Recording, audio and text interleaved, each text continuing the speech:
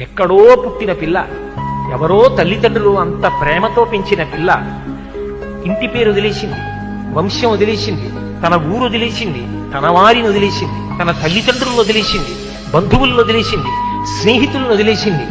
ముక్కు ముఖం తెలియని నా కొడుకు చిటికిన వేలు పట్టుకుని నా ఇంటికి వచ్చింది.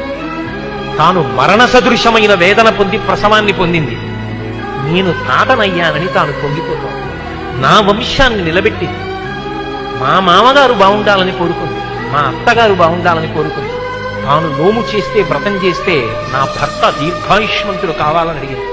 నిద్ర లేచి మంగళసూత్రం కళ్ళకద్దుకుంటే మా ఆయన బాగుండాలని కోరుకుంది.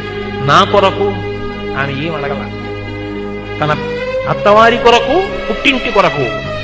ఆ పిచ్చి తల్లి ఎక్కడో పుట్టిన పిల్ల నా ఇంటికొచ్చి ఇన్ని చేసిందే, ఆ పిల్లగా నాకెక్కువ, నా కొడుకు ఎక్కువ అంటే ఆ పిల్లే నాకెక్కువ, నా కోడలే ఎక్కువ. ఇప్పుడు ఆయనకి చెందినవన్నీ ఆమెకు చెందినవైపోతున్నాయి. అర్థమంతా ఆమెదే.